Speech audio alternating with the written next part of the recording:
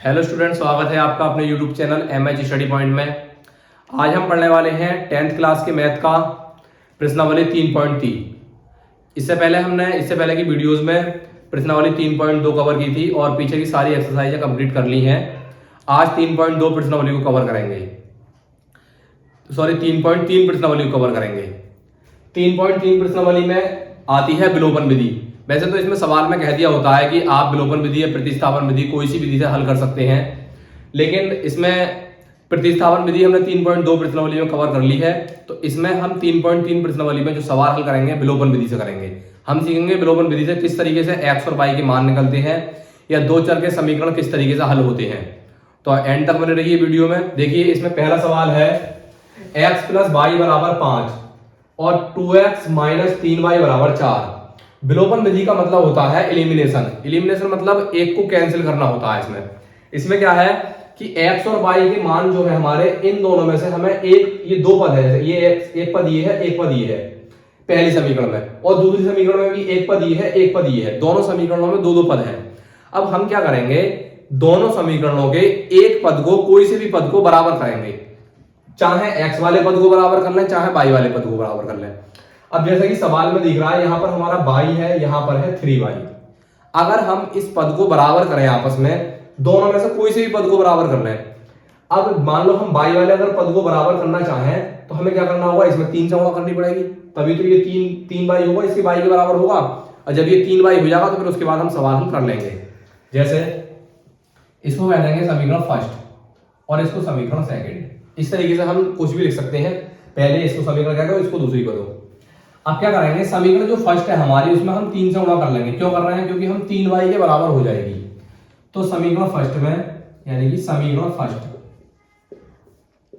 First से first है हमारी x + y = 5 और इसमें हम गुणा कर देंगे 3 से। ये गुणा का निशान मैंने थोड़ा नीचे की तरफ इसलिए लगाया है क्योंकि इस 3 की जो गुणा होगी वो पूरी समीकरण में होगी। ऐसा नहीं है कि केवल y में गुणा होगी या केवल 5 में होगी, नहीं। इस जो गुणा करते हैं हम विलोपन विधि में कभी भी हम गुणा करते हैं तो पूरी समीकरण में गुणा होती है। तो 3 से x की गुणा होगी तो हो जाएगा 3x प्लस 3 की y से गुणा करेंगे तो हो जाएगा 3y और बराबर 3 पंजे 15। 3 पंजे 15 हो गया। अब ये हो गई हमारी समीकरण फर्स्ट से बन गई है, ठीक है। अब समीकरण हमारी सेकंड, इसके नीचे लिख लो। ये सेकंड है हमारी 2x माइनस है -3y और बराबर 4। अब ये वाली समीकरण हमने इसके नीचे लिख ली। अब क्या करा, आप देख रहे हो ये वाला प्लस का है, ये माइनस का है। तो ऐसी समीकरणों में अब हम क्या कर देंगे, इसे जोड़ने पर ले लेंगे। अब जोड़ने पर क्या होगा, जोड़ने पर ये प्लस का ये माइनस का आपस में कैंसिल हो जाएंगे। बस इसी एलिमिनेशन, यही इसका मेथड है कि आप एक पद को बराबर कर लें और एक पद को बराबर करने के बाद उसे जो है कैंसिल कर दें या काट दें उसको। अब क्या है, आप सोच रहे हो कि यहाँ पर माइनस था, यहाँ पर प्लस है, तब तो ये कैंसिल हो गए। सपोज करो दोनों माइनस के होते या दोनों प्लस के होते, फिर क्या होता, आगे के सवाल आएंगे, अब समझेंगे आगे वाले सवालों को। फिर हम क्या करते, यहाँ जोड़ने पर करने के बजाय फिर हम घटाने पर कर दे। घटाने पर करने में क्या होता कि उसका चिन्ह बदल जाता, फिर ये एक माइनस का रहता, एक प्लस का, फिर कैंसिल हो जाता। तो इस वाले सवाल में जैसे कि हमें जोड़ने पर करना है तो ये कैंसिल हो गया। 3x और 2x कितने हो गए, 5x और 15 और 4 19। अब यहां से x का मान निकालेंगे तो 19 बटे ये प्लस के 5 इधर जाएंगे, बटे में जाएंगे, गुणा के, यहाँ गुणा में 5 है, बटे में आ गए। अब यहाँ x बराबर 19 बटे 5 आ गया। अब x का मान आ गया तो x का मान चाहे हम समीकरण फर्स्ट में रख दें चाहे सेकंड में रख दें, कोई सी में रख सकते हैं। यानी कि x का मान समीकरण फर्स्ट में रख दो। तो समीकरण फर्स्ट क्या हमारी, x + y = 5। तो x का मान कितना, 19 बटे 5 प्लस ये वाला y और बराबर 5। प्लस के 19 बटे 5 उधर जाएंगे, माइनस के हो जाएंगे, तो 5 - 19 बटे 5, y बराबर 5 पंजे 25 - 19 बटे 5। तो y बराबर हो जाएगा 25 में से 19 गए 6 बटे 5। तो इसका मतलब ये हुआ x बराबर आया 19 बटे 5 और y बराबर 6 बटे 5।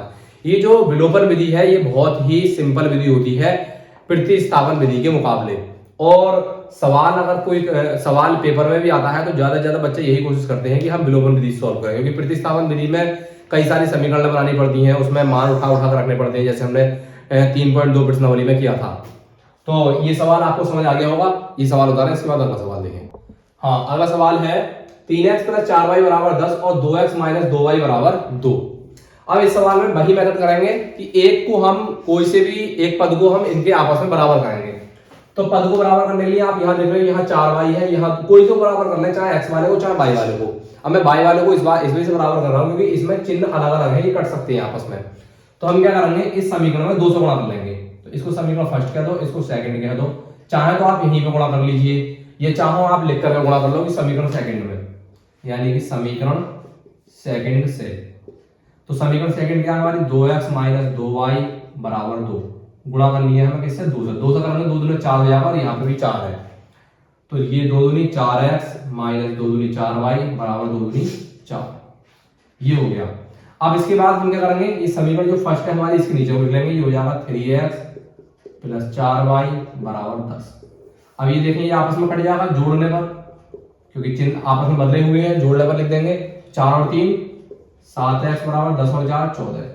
अब x का मान निकालेंगे तो 14/7, 7 दूनी 14, यानी कि x बराबर, अब x का मान आसानी से 2 आ गया, तो y का मान, x का मान समीकरण फर्स्ट में रख दो, x का मान समीकरण फर्स्ट में। फर्स्ट क्या है हमारी, 3x प्लस 4y बराबर 10। चाहे तो सेकंड में भी रख सकते हैं, आंसर तो नहीं आता है। 3 गुणा x की जगह 2 प्लस 4y बराबर 10, 3 दूनी 6 प्लस 4y बराबर 10, 4y प्लस के 6 इधर जाएंगे माइनस के 6, तो 4y बराबर 10 में 6 गए 4 बचे।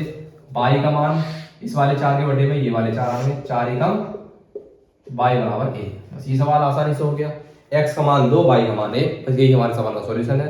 इसके बाद अगला सवाल है 3x माइनस 5y माइनस 4 बराबर 0, और फिर है दूसरी समीकरण है 9x बराबर 2y प्लस 7।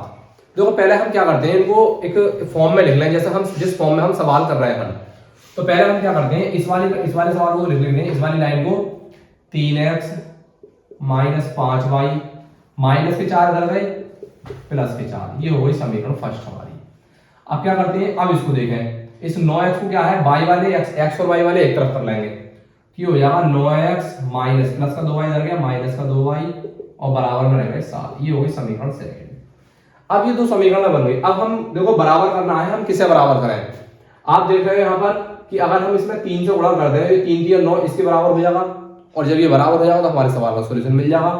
तो इसका मतलब समीकरण फर्स्ट से, यानी कि समीकरण जो फर्स्ट है हम लिखेंगे 3x माइनस 5y बराबर 4 में गुणा कर देंगे 3 से, तो 3 तिया 9x माइनस 3 पंजे 15y बराबर 3 चौक 12। ऐसे ही अब ये 3 चौक 12 यहाँ तक ये समीकरण हो गई। अब इसके नीचे लिख लेते हैं हम दूसरी समीकरण 9x माइनस 2y बराबर 7। क्या है, ये समीकरण स्टैंडर्ड फॉर्म में नहीं है, तो इसको हमने इसको 2y को इधर ले आए हैं और ये 4 इधर ले आ गए। हम जैसे सवाल हल करते जा रहे हैं वैसी कंडीशन में हमने इसे बना लिया पहले, तब सॉल्व करेंगे। अब ये देखो, अब आप देख रहे हो यहाँ भी प्लस का है, यहाँ भी प्लस का। अगर हम जोड़ने पे लिखें तो 9 और 9 18 हो जाएंगे, जबकि हमें इनको कैंसिल करना है, काटना है इनको। तो हमें क्या करना पड़ेगा, इसको घटाने पर, मैंने बताया था ना कि अगर एक जैसे चिन्ह मिल जाए तो फिर घटाने पर लिखते हैं। तो घटाने के लिए यहाँ माइनस हो जाएगा और यहाँ माइनस की जगह प्लस और यहाँ भी माइनस। अब ये लिख देंगे हम घटाने पर। अब ये 9x से 9x कट जाएगा। अब ये प्लस, ये माइनस के 2x नहीं रहे, अब ये प्लस के हो गए, तो 15y में से 2y गए तो माइनस के 13y, 12 में से 7 गए तो यहाँ बचे 5। तो जब y का मान निकालेंगे तो 13 बटे में जाएंगे माइनस के, इस तरीके से। तो y का मान आया 5 बटे माइनस के 13। अब y का मान निकल आया, तो y का मान कहीं भी रख दो, समीकरण फर्स्ट सेकंड कोई सी में भी, तो समीकरण फर्स्ट में, यानी कि y का मान समीकरण फर्स्ट में, फर्स्ट क्या है 3x माइनस 5y बराबर 4। तो 3 गुणा x की जगह कितना भाई, सॉरी x का मान निकालना है, y की जगह रखना माइनस 5 गुणा y की जगह कितना 5 बटे माइनस के 13, या 5 बटे माइनस के 13 और बराबर 4। अब आप देखें 3x, देखो माइनस यहाँ हो, बीच में हो या ऊपर हो, एक ही बात होती है। तो इसका मतलब माइनस के 5 समझे आप, या माइनस को यहाँ लगाना है, ऊपर लगा लेंगे तो ज्यादा स्टेबल है। आप नीचे रखें, बीच में रखें या ऊपर रखें, माइनस एक ही बात होती है। अब क्या है 5 पंजे प्लस के 25 हो गए बटे 13 और बराबर में 4, प्लस के 25 बटे 13 इधर जाएंगे माइनस को जाएंगे, तो 13 3x बराबर 4 माइनस 25 बटे 13, 3x बराबर 13 चौका 52 माइनस 25 बटे 13। अब 3x बराबर 52 में से 25 गए 27 बचे और बटे 13। ऐसे जब हम x का मान निकालेंगे तो ये 3 बटे में जाएंगे तो ये हो जाएगा 27 बटे 13 गुणा 3, यानी कि 3 आ गए बटे में 13 के बराबर से 3 से काट देंगे, 3 ने 27, यानी कि x बराबर आया 9 बटे 13। तो ये हो गया आपका x का मान, ये था हमारा y का मान। दोनों इजीली हमारे आंसर आ गए। इसके बाद 3 सवाल हो गए, पहले का चौथा सवाल देखें। अगला सवाल है, देखें पहले का चौथा सवाल है, x बटे 2 प्लस 2y बटे 3 बराबर -1, x माइनस y बटे 3 बराबर 3। ऐसे सवालों में क्या करते हैं, पहले तो हम इन्हें वही फॉर्म में बनाएंगे जिसमें हम इन्हें काट सकें, एलिमिनेट कर सकें। अब क्या करना, ऐसा करने के लिए क्या है कि पहले जो है हम इन्हें त्रिशु गुणा करेंगे, इनकी आपस में त्रिशु गुणा करेंगे ताकि जो है ये स्टैंडर्ड फॉर्म में बन सके। अब ऐसा करने के लिए देखो इस सवाल को देखें, इसकी इससे गुणा करेंगे तो ये जाएगा 3x प्लस 2 दूनी 4y बटे 3 दूनी 6 बराबर -1। क्या हुआ कि मैंने इसकी इससे गुणा कर दी, इसकी इससे गुणा कर दी, यानी कि इनको एलसीएम लेकर के इनकी जो हमने सॉल्व कर लिया है ताकि ये इस फॉर्म में आ सके जिससे कि हम इनको एलिमिनेशन मेथड में बना सकें। अब क्या करेंगे, 6 एकम 6 तो 3x प्लस 4y बराबर 6 एकम -6, समीकरण नंबर ये कहेंगे हम इसको फर्स्ट। यानी कि सवाल की ये कंडीशन थी, हमने ये बना दिया। हर एक सवाल ऐसे ही हो करेंगे, बिल्कुल कहीं भी आपको बटे में या अपॉन में करके सवाल दिखे तो आप वहां से लासा निकाल लें, लासा निकालने के बाद ये त्रिशु गुणा करके वहां से उसको हम इस फॉर्म में, हमेशा ही सवाल को इस फॉर्म में करते हैं। ठीक है, अब इस वाले को देखें, इसके बटे में 1 मान लें, किसके बटे में कुछ नहीं होता, उसके बटे में 1 मान लेते हैं। 3 एकम 3x माइनस y एकम y और बराबर में ये वाले 3 और बटे में 3 एकम 3। अब देखें 3x माइनस ये वाला y और बराबर 3 दिया 9, समीकरण नंबर सेकंड। इसकी इससे गुणा करी 3x y एकम y और बटे 3 एकम 3 और 3 दिया 9। अब आप देखें समीकरण फर्स्ट ये है, सेकंड ये है, तो हम क्या करें, देखो यहाँ पे 3x है, यहाँ पे भी 3x है, गुणा करने की जरूरत है नहीं बिल्कुल भी, तो हम समीकरण फर्स्ट एंड सेकंड से लिख देंगे, यानी कि समीकरण फर्स्ट एंड सेकंड, क्योंकि अलग अलग हो गई तो एक लिख देंगे। 3x प्लस 4y बराबर -6, यहाँ 3x माइनस y बराबर 9। तो आप क्या करेंगे, इन दोनों को हमें कैंसिल करना है, तो क्या करेंगे, यहाँ माइनस क्योंकि एक जैसे चिन्ह है, प्लस के दोनों, यहाँ प्लस और यहाँ माइनस, यहाँ लिख देंगे घटाने पर। कैसा हुआ कि हमने चिन्ह जब चेंज किए, जब घटाने पर करते हैं तो सब नीचे वालों के चिन्ह सबके बदलते हैं, तो यहाँ माइनस तो है, जब माइनस करेंगे तो प्लस हो जाएगा, और यहाँ पे प्लस, ये 9 प्लस के थे, ये माइनस के हो गए। अब ये कट जाएगा, यहाँ 4y और एक ये y, ये हो गए 5y, और ये कितने हो गए, माइनस के 9 माइनस के 6 माइनस के 15। तो हमारा क्या आया, 5y बराबर माइनस के 15, यानी कि 5y बराबर माइनस के 15। तो y बराबर माइनस के 15 बटे 5 किया 15, y का मान कितना आया, माइनस का 3। अब y का जो मान माइनस का 3 आया, चाहे समीकरण फर्स्ट में रख दो, सेकंड में रख दो, जहां मन करे वहां रख दो। अब समीकरण फर्स्ट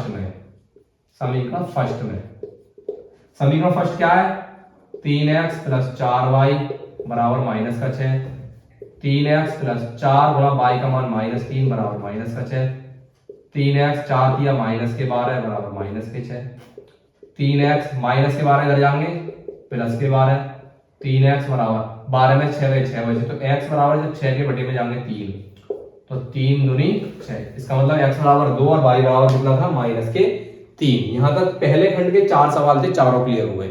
इसके बाद हम दूसरा खंड स्टार्ट करेंगे। याद रखें उस खंड में लैंग्वेज में सवाल दे रखे हैं, भाषा में, तो पहले हमें क्या करना पड़ेगा, उस भाषाओं से पहले हमें समीकरण बनानी पड़ेंगे, द्विघात इस तरीके से, सॉरी 2 चर की समीकरण बनानी पड़ेंगी, फिर उसके बाद हमें उन्हें सॉल्व करना पड़ेगा। ठीक है, अगला सवाल देखें सवाल है दूसरे का पहला। सवाल की जो हेडिंग है दूसरे खंड की हेडिंग को ये है कि इनको पहले रैखिक समीकरणों के युग्म बनाइए, इनके रैखिक समीकरणों के युग्म बनाइए, फिर इन्हें विलोपन विधि से हल कीजिए। अब सवाल क्या है, यदि हम अंश में 1 जोड़ दें तथा हर में 1 घटा दें तो भिन्न 1 में बदल जाती है। यदि हर में 1 जोड़ दें तो यह 1/2 हो जाती है। वह भिन्न क्या है, देखें ऐसे सवाल में मैंने 3.2 अगर प्रश्नावली आपने प्रतिस्थापन विधि वाली अगर पढ़ी है तो आपको ध्यान होगा, मैंने बताया था कि जिस सवाल में जो चीज पूछी होती है हम वही मानते हैं। सवाल में पूछा वह भिन्न क्या है, तो हम क्या करेंगे, यहां से माना वह भिन्न x/y, यानी कि हमने मान लिया वो भिन्न क्या है, x/y है। अब x बटे y में कंडीशन, पहला कंडीशन देखें क्या है, यदि हम अंश में एक जोड़ दें तथा हर में एक घटा दें। अंश में एक जोड़ दें, अंश कौन सा होता है, ऊपर वाला, हर नीचे वाला। तो कहा है अंश में एक जोड़ दें और हर में एक घटा दें। लो, अंश में एक जोड़ दिया है और हर में से एक घटा दिया है, तो क्या हो गया, भिन्न एक में बदल जाती है। काय बदल जाती है, भिन्न एक में बदल जाती है, ये एक में बदल गई। ये कंडीशन हो गई पहली। अब क्या है, इससे पहले हम दूसरी कंडीशन पे जाएं, पहले इसको हम फॉर्म में लिख लेंगे। जैसे कि बताया था मैंने, बटे वाले सवालों में हम हमेशा त्रिज्यी गुणा करेंगे, इसकी इधर गुणा हो जाएगी। तो x प्लस 1 एकम x प्लस 1 और y प्लस 1 एकम y प्लस 1। अब प्लस का y इधर आएगा, सॉरी इसमें ये कहा है हर में एक घटा दें, तो हर में से एक घटा दें, माइनस आएगा। इसके लिए देख लें आप, सवाल में कहा था अंश में एक जोड़ दें और हर में एक घटा दें, तो माइनस करना पड़ेगा घटाने के लिए। अब क्या करेंगे, इसकी इधर गुणा हो गई। अब क्या है, प्लस का y इधर ले आओ, क्योंकि x y वाले हम एक तरफ रखते हैं। तो x माइनस y, माइनस का 1 प्लस का 1 इधर जाएगा, माइनस का 1। तो x माइनस y बराबर हो जाएगा 1 और 1 माइनस के 2। ये हो गई समीकरण नंबर फर्स्ट। बस यहां तक हो गया अभी। अब दूसरी कंडीशन देखें, यदि हर में एक जोड़ दें तो 1 बटे 2 हो जाती है, यानी कि अंश का कोई जिक्र नहीं है, अंश को वैसे ही रहने दो, अंश को आप वैसे ही रहने दो, हर में एक जोड़ दो। यहां ये प्रथम स्थिति है, लिखना चाहें आप लिखते हैं प्रथम स्थिति। प्रथम स्थिति का मतलब है जो सवाल में पहले कहा है, यहां से है द्वितीय स्थिति, यानी कि दूसरी सेकंड कंडीशन, ये द्वितीय स्थिति है यहां से। तो द्वितीय स्थिति में क्या कहा है, यानी कि सेकंड कंडीशन में कहा है अंश कुछ नहीं करना है, हर में एक जोड़ दें तो ये 1 बटे 2 हो जाती है, तो 1 बटे 2 हो गई। लो, अब मैंने फिर वही बताया था, बटे में संख्या होती है त्रिज्यी गुणा करते हैं, 2 की x से करेंगे 2x और y प्लस 1 की 1 से करेंगे तो y प्लस 1 का y प्लस 1, प्लस का y इधर आ जाएगा, माइनस का y हो जाएगा, तो 2x माइनस y बराबर 1 बच जाएगा। तो समीकरण नंबर ये हो गई हमारी सेकंड। अब समीकरण फर्स्ट और सेकंड आप देख लें, यानी कि समीकरण फर्स्ट एंड सेकंड से। अब फर्स्ट है हमारी, समीकरण फर्स्ट है x माइनस वाई बराबर माइनस के 2 और सेकंड है 2x माइनस वाई बराबर माइनस प्लस का 1। अब आप यहां देखें y और y दोनों जगह एक से है, गुणा करने की हमें जरूरत नहीं है, और यहां पर माइनस के निशान है। एक प्रॉब्लम है कि दोनों में अलग चिन्ह होने चाहिए तभी कटते, तो हम क्या करेंगे, घटाने पर लिख देंगे। जब एक से चिन्ह होती तो माइनस की जगह प्लस या माइनस, यानी कि आप लिख देंगे घटाने पर, और ये आसानी से ये माइनस का हो गया, अब ये माइनस का नहीं रहा, प्लस का हो गया, कट जाएगा। x में से 2x गया, माइनस का x बचा, माइनस के 2 माइनस का 1 माइनस के 3 हो गए, क्योंकि एक से चिन्ह जुड़ते हैं। तो x बराबर माइनस से माइनस कैंसिल हो गया, x बराबर बचेगा 3। अब x का मान 3 निकल आया, कहीं भी रख दो, फर्स्ट में चाहे सेकंड में, तो x का मान समीकरण फर्स्ट में समीकरण फर्स्ट है x माइनस वाई बराबर माइनस के 2, x की जगह 3 माइनस वाई बराबर माइनस के 2। देखो y हमें मान निकालना, तो y को प्लस में रखो, माइनस का y इधर ले जाओ और 2 इधर ले आओ, तो 3 प्लस 2 बराबर y, तो y बराबर हो जाएगा 3 और 2 5। इसका मतलब भिन्न हमने क्या मानी थी, भिन्न मानी थी हमने x बटे y मानी थी ना, तो x का मान कितना है 3 और y का मान 5, इसका मतलब ये हुआ भिन्न थी हमारी 3 बटे 5 थी भिन्न हमारी। ठीक है, ये सवाल आप इसका स्क्रीनशॉट ले लीजिए, उतार लीजिए। इसके बाद अगला सवाल देखें। हाँ, अगला सवाल देखें, दूसरे का दूसरा। 5 वर्ष पूर्व नूरी की आयु सोनू की आयु की 3 गुनी थी और 10 वर्ष पश्चात नूरी की आयु सोनू की आयु की 2 गुनी हो जाएगी। नूरी और सोनू की आयु कितनी है? आयु को कितनी का मतलब है वर्तमान आयु, आज की आयु बतानी है। फिर वही सवाल है कि सवाल में जो पूछ लिया है हम वही मानेंगे। हमसे सवाल में पूछा है नूरी और सोनू की आयु कितनी है, तो हम कहेंगे माना नूरी की आयु,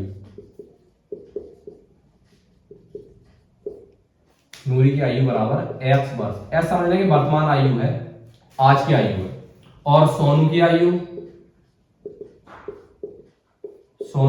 मान ली हमने y वर्ष।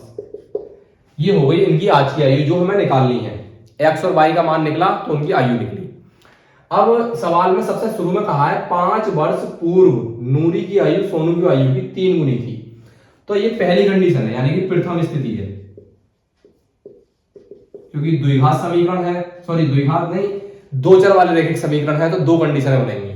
तो प्रथम स्थिति है ये प्रथम स्थिति क्या है? 5 वर्ष पूर्व, 5 वर्ष पूर्व का मतलब है 5 साल पहले, तो 5 वर्ष पूर्व यहां लिखेंगे 5 वर्ष पूर्व, भाई कोई आपसे कहे कि आपकी वर्तमान आयु कितनी है, मान लो आपका है 15 वर्ष, तो आपसे कहे 5 वर्ष पूर्व कितनी थी, तो पहले कितनी थी, तो आप 5 कम करके 10 वर्ष बताओगे। 15 वर्ष अगर आज है तो वैसा ही इसमें है कि 5 वर्ष अगर पहले की आयु किसी की पूछनी है तो 5 घटा देंगे, तो नूरी की आयु कितनी होगी, आज की अगर x है तो 5 वर्ष पूर्व होगी x माइनस 5, और ऐसे सोनू की अगर आज x 22 वर्ष है तो 5 वर्ष पूर्व होगी y माइनस 5। अब ये तो हो गई 5 वर्ष पूर्व की आयु। अब दोनों में रिलेशन कहा है कि सोनू की आयु नूरी की आयु सोनू की आयु की 3 गुनी थी, यानी कि जो नूरी की आयु है वो सोनू की आयु की ये 3 गुनी थी। नूरी की आयु, ये नूरी की आयु है, सोनू की आयु की 3 गुनी थी, यानी कि सोनू की आयु में हम 3 से गुणा करेंगे तब नूरी की आयु के बराबर होगी, तभी तो बराबर लिखा है मैंने गुणा करके, 3 गुनी थी।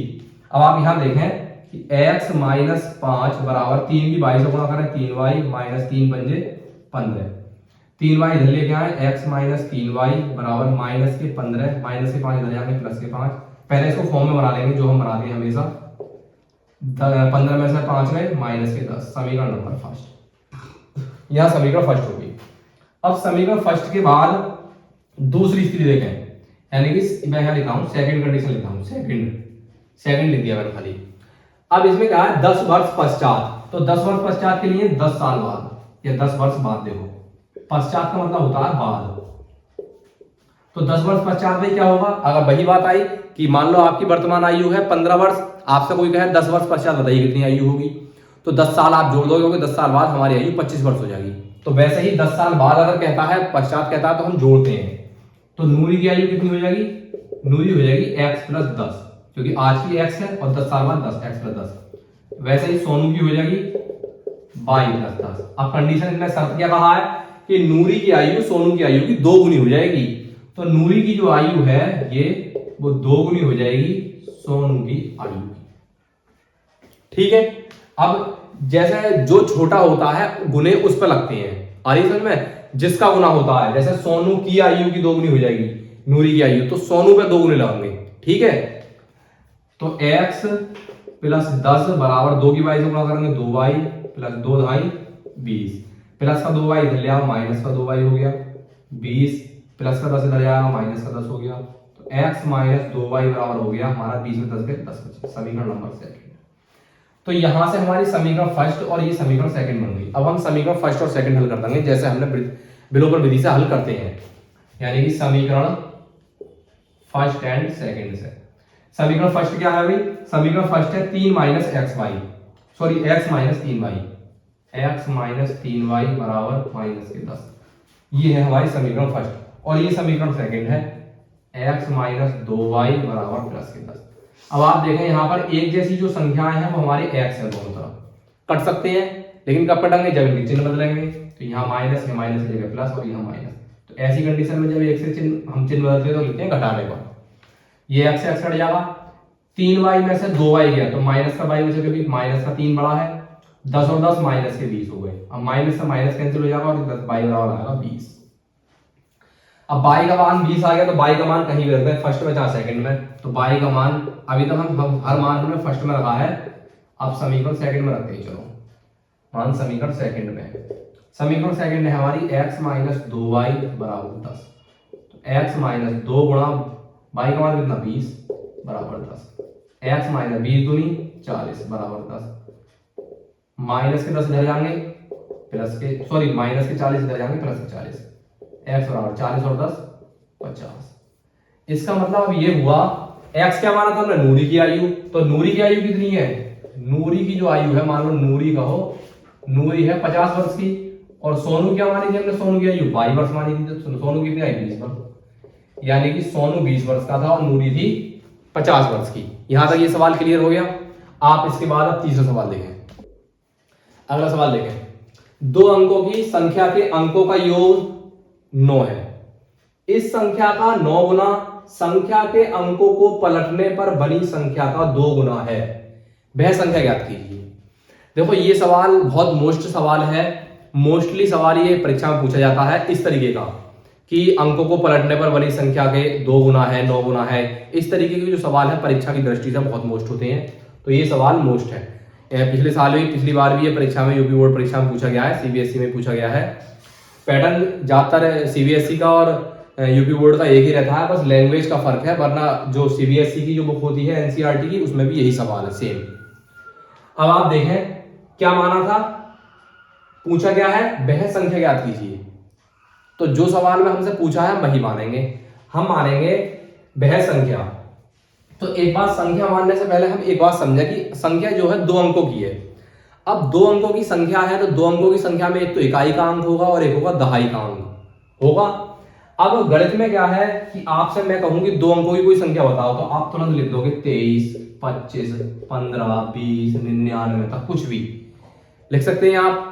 लेकिन दिक्कत यह है कि अब हम अगर अलजेब्रिक यानी कि बीजगणित में अगर हम संख्या मानते हैं तो उसका क्या करना है हमें।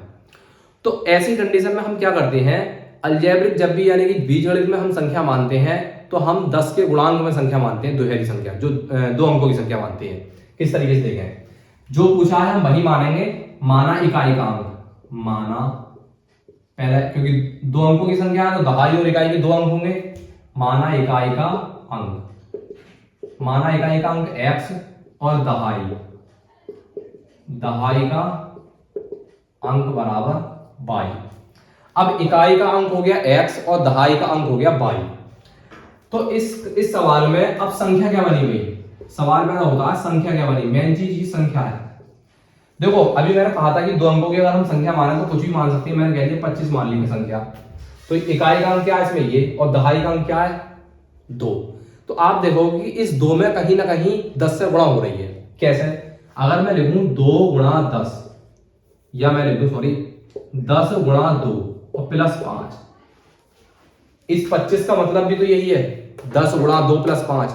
क्योंकि इकाई दहाई यानी कि 2 अंकों की संख्या में जो दहाई वाला अंक होता है उसमें हमारे 10 से गुणा हो रही होती है, तभी तो ये 10 दूनी 20 प्लस 5 बराबर 25 हो रहा है। इस तरीके से 25 बन रहा है। अब वैसे ही हमारा ये सवाल है, अब इसमें जब हम 2 अंकों की संख्या मानेंगे तो दहाई वाली संख्या में क्या करेंगे 10 से गुणा, तो ये हो जाएगा 10 बाई, और इकाई वाली जोड़ देंगे बिल्कुल इसके तरह। देखो दहाई वाली संख्या में क्या है 10 से गुणा, तो 10 बाई प्लस इकाई वाली जुड़ी है x जुड़ गया। ठीक है, तो जब भी कभी आपको बीजगणित में संख्याएं माननी पड़े 2 अंकों की, तो आप 10x प्लस बाई या 10 बाई प्लस x करके संख्या मानेंगे, जो आप इकाई या दहाई के हिसाब से मानते हो। ये हो गई हमारी संख्या। अब कंडीशन पढ़ते हैं, तो 2 अंकों की संख्या के अंकों का योग, भाई पहली कंडीशन है प्रथम या फर्स्ट कंडीशन है अंकों का योग, तो एक अंक ये एक ही है, तो दोनों जो अंकों का योग है भाई वो तो है 9। ये तो हो गई समीकरण फर्स्ट, यहाँ तो कोई दिक्कत ही नहीं है क्योंकि दोनों अंकों का योग है 9। ये पूछा, ये कहा है सवाल में। फिर दोबारा में कहा इस संख्या का 9 गुना, ये सेकंड कंडीशन यहां से स्टार्ट होती है। इस संख्या का 9 गुना, संख्या कहां है, ये है ये संख्या, चलो ये है 10y प्लस x हमारी संख्या है ना।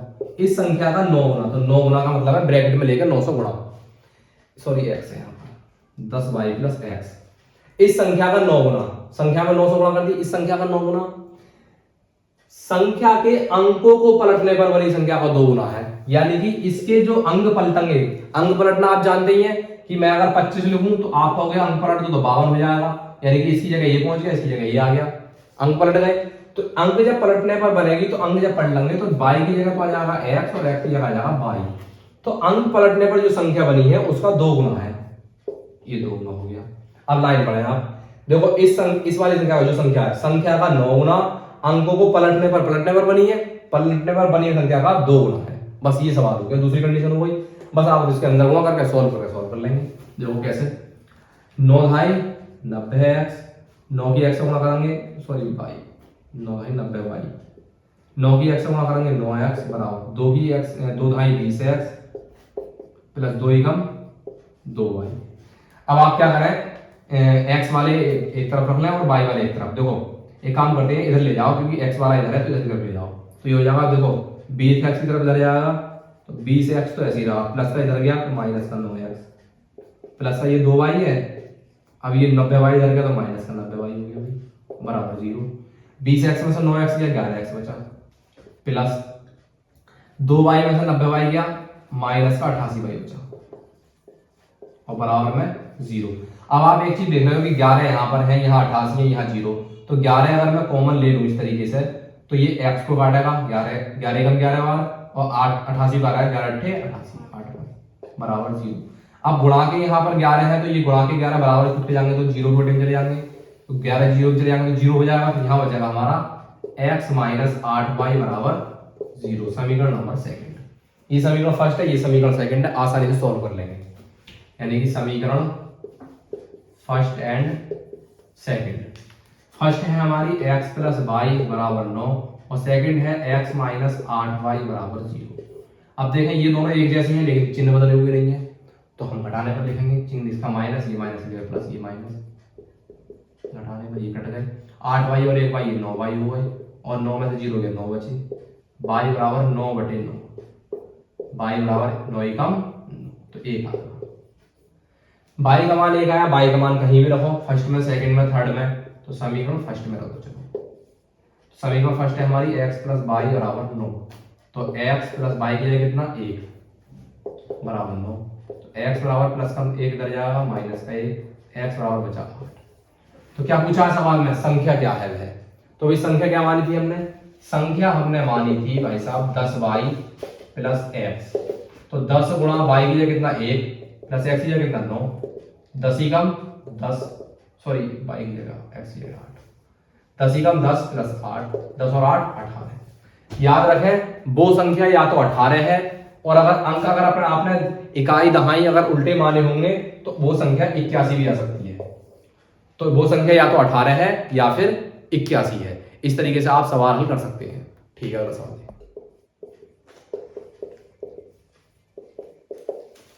अगला सवाल देखें। चौथा सवाल है, मीना 2000 रुपए 2000 निकालने के लिए बैंक गई। उसने खजांची से रुपए 50 और रुपए 100 के नोट देने के लिए कहा। यानी कि खजांची का मतलब है कैशियर के पास बैंक गई है मीना, और उसने 2000 रुपए निकालने हैं बैंक से, और उसने कहा है कि मुझे सिर्फ 50 के और 100 के नोट चाहिए। अब मीना ने कुल 25 नोट प्राप्त किए। अब क्या हुआ, खजांची ने भी उसे 100 और 50 के ही नोट दिए, लेकिन कुल नोट जो दिए उसे 25 दिए। ज्ञात करो कि 50 और रुपए 100 यानी कि रुपए 50 और रुपए 100 के कितने कितने नोट मिले। कुल मिलाकर दिए उसे 2000 रुपए ही हैं, ये भी क्लियर बात है, और दिए उसे 50 के और 100 के नोट है, ये भी क्लियर है, और जो कुल नोट दिए हैं उसे वो दिए हैं 25। तो सवाल में क्या पूछा है, 100 और 50 के नोट कितने हैं। तो हम वही मानेंगे कि माना रुपए 50 के नोट, 50 के, मान लो x नोट 50 के थे और रुपए 100 के नोट हमने बाई मान लिए। कुल मिला के यहां तक बात क्लियर है कि रुपए 100 के 50 के x नोट थे, गिनती में x नोट थे, और बाई नोट थे उसके 100 के। अब कुल मिला के जो रुपए उसने देने के लिए कहा है तो उसे नोट कितने मिले हैं, यानी कि तो x के नोट है इतने, सॉरी 50 के नोट इतने हैं और 100 के नोट इतने हैं। तो कुल मिलाकर दोनों जो नोट हैं 100 के और 50 के, यानी कि जो कुल नोट उसे मिले हैं वो 25 मिले हैं। तो इसका मतलब x के नोट, सॉरी 50 के नोट प्लस 100 के नोट, कुल मिलाकर नोट मिले उसको 25। ये होगी समीकरण नंबर फर्स्ट, यानी कि ये वाले नोट और ये वाले नोट, दोनों नोट मिलाकर उसको मिले हैं 25 नोट। एक समीकरण हो गई। अब दोबारा में कंडीशन ये है कि उसको भाई अगर x के नोट है, मान लो मैं कहूं कि 50 के उसे 10 नोट मिले हैं, सपोज करो, मानते हैं, आंसर में बताने कितने आएंगे। आप मानो कि 50 के उसे 10 नोट मिले हैं, तो एक नोट अगर है 50 का तो 50 रुपए हो गए, अगर 10 नोट मिले तो कितने हो गए, 500 हो गए। कैसे पता चल रही है, इसका मतलब है कि हम कभी भी अगर निकालते हैं मान कि जितने हमारे पास नोट हैं तो हम उस नोटों की संख्या की गुणा अगर नोट से कर दें तो रुपए निकल आते हैं। कैसे, मान लो 50 के मैंने कहा था 10 नोट हैं, तो नोट कितने का 50 का, तो 50 की गुणा अगर हम 10 से करेंगे तो 500 रुपए बन जाएंगे। तो इसी तरीके से x नोट अगर है और 50 का नोट है तो अगर रुपए बनाएंगे तो 50x रुपए बन जाएंगे। इस कंडीशन सेकंड समझे आप, दोबारा समझे कि x नोट है और एक नोट कितने का 50 का, तो ये रुपए बन गए 50 रुपए के, इतने रुपए मिले उसे 50 के नोटों से, प्लस यानी कि बाई के नोट है, बाई नोट है और 100 के नोट है। तो बाई जो नोट है क्वांटिटी में मान लें बाई नोट है 10-20 जितने भी हैं, तो बाई की गुणा जब 100 से होगी तो इसका मतलब ये हो गया, ये वो रुपए हो गए जो 100 के नोटों से मिलकर बने हैं, और जो टोटल रुपए बने हैं वो कितने हैं 2000। समीकरण नंबर सेकंड। ये बात समझ में आई। अरे भाई यहां पर मान लो 10 नोट होते तो 500 दूनी 50 भाई 500 रुपए होते, तो वैसे ही मैंने इन दोनों गुणा करके ये रुपए बना लिए और इन दोनों गुणा करके इसके रुपए बना लिए, 100 रुपए के नोटों के रुपए। तो कुल मिलाकर जो रुपए मिले उसे 2000 मिले। ये समीकरण सेकंड हो गई। तब हम आसानी से क्या करेंगे, समीकरण सेकंड जो है इसमें आप देखो यहाँ भी 50 कॉमन आ जाएंगे। आप 50 कॉमन लेंगे तो 50 कॉमन लेंगे तो यहाँ पर x बचेगा प्लस 50 दूनी 100, जैसा समीकरण सेकंड बाद में कहें। और यहाँ पर रहे हमारे 2000। अब ये देखो 50 से अगर हम 2000 को काटें 5 चौक 20 और ये 0 कट जाएगा इस वाले 0 से और 40, तो कुल मिला के x प्लस 2y बराबर आएगा 40। इसे कहें समीकरण फर्स्ट सेकंड। अब सवाल थोड़ा थोड़ा आसान हो गया। अब समीकरण फर्स्ट और सेकंड जैसे हम सॉल्व करते आए वैसे ही करेंगे। समीकरण फर्स्ट एंड सेकंड। समीकरण फर्स्ट क्या है, x प्लस y बराबर 25 है और समीकरण सेकंड है x प्लस 2y बराबर 40। अब देखें घटाने पर कर देंगे इस तरीके से आसानी से, क्योंकि एक जैसे चिन्ह है, ये घट जाएंगे। y में से 2y गया, माइनस का y बचा, 25 में से 40 गए, माइनस के 15 बचे, तो y बराबर आया 15। माइनस से माइनस कैंसिल हो जाएगा। y का मतलब क्या, 100 के नोट। 100 के नोट कितने थे, 15 थे। अब 100 के नोट 15 थे तो y का मान समीकरण को इसमें रख दो फर्स्ट में, यानी कि y का मान समीकरण फर्स्ट में। समीकरण फर्स्ट क्या है, x प्लस y बराबर 25। अब x प्लस y की जगह 15 बराबर 25, प्लस के 15 इधर जाएंगे, माइनस के 15, 25 माइनस 15, तो x बराबर बचेगा 15 में 25 में 15 में 10। x बराबर कितना आया, 10। तो हमने माने क्या क्या थे, देखो x माने थे 50 के नोट, तो यानी कि रुपए 50 के नोट क्या माने थे, x, तो x बराबर कितना आया 10, यानी कि 50 के जो नोट थे वो 10 थे और रुपए 100 के नोट, जो 100 के नोट थे वो कितने थे, 15 थे। आप गिने दो टोटल नोट कितने हो गए, 25, जो सवाल में ये कहा है 25 नोट थे। और देखो 10 नोट थे तो कितने रुपए हो गए, 1500, और 15 नोट 100 के तो कितने हो गए, ये सॉरी 10 नोट थे अगर 50 के तो कितने हो गए, 500 रुपए, और 15 नोट थे अगर 100 के तो कितने हो गए, 1500 रुपए। 1500 और 500 कितने हो गए, 2000, तो ये 2000 इस तरीके से निकाल गई थी। ठीक है, यहां तक ये आपको समझ में आ गया होगा। तो अगला सवाल, लास्ट सवाल देखें। अगला सवाल देखें, प्रश्नावली 3.3 का ये अंतिम सवाल है। किराए पर पुस्तक देने वाले किसी पुस्तकालय का प्रथम 3 दिनों का नियत किराया है तथा उसके बाद प्रत्येक अतिरिक्त दिन का अलग किराया है। यहां तक है बात। ये सवाल 3.2 प्रश्नावली में आपने एक टैक्सी वाला सवाल सुना होगा, उस सवाल की तरह सवाल है कि इसमें कोई पुस्तकालय है, आप वहां से किताब लेने जाएं तो वहां 3 दिनों का एक किराया है, यानी कि आप चाहे एक दिन में लौटा दें, 2 दिन में, यानी कि 3 दिन का किराया फिक्स है। 3 दिन के आपको उतने रुपए देने देने हैं। फिर 3 दिन के बाद आप अगर किताब रोकते हो तो उसके प्रत्येक दिन का चार्ज अलग लगेगा, हर दिन के हिसाब से। उसके बाद अतिरिक्त किराया अलग है, ये अलग है। सरिता ने 7 दिनों तक एक पुस्तक रखने के लिए 27 रुपये अदा किए, यानी कि एक लड़की है, सरिता ने किताब खरीदी ली है पुस्तकालय से, 7 दिन तक वो रखी भी है और 27 रुपये दिए हैं। फिर सूसी है एक लड़की, उसने एक पुस्तक 5 दिनों तक रखने के लिए 21 रुपये अदा किए।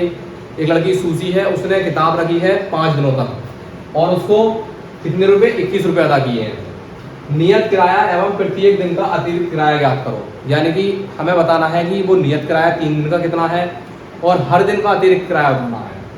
तो अब एक काम करते हैं, हमसे जो पूछा है वही मानेंगे। माना नियत किराया, नियत किराया बराबर x रुपए मान लिया, ठीक है। और अतिरिक्त किराया, अतिरिक्त किराया, अतिरिक्त का मतलब है जो प्रतिदिन का बाद में लगा है, वो हमने मान लिया 22 रुपए। अब क्या है इसमें,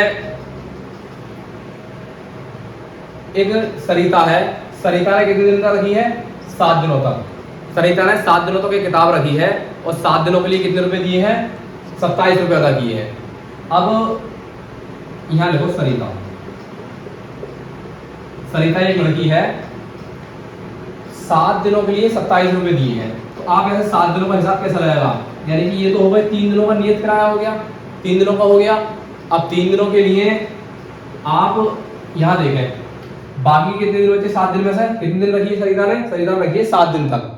अब 7 दिन तक रखी है तो सरिता ने 3 दिन का किराया हो गया x रुपए और बचे कितने, 4 दिन। तो एक दिन का किराया अतिरिक्त 22 है, तो 4 दिन का हो गया भाई 4 22 रुपए, और कुल रुपए कितने दिए उसने, 27।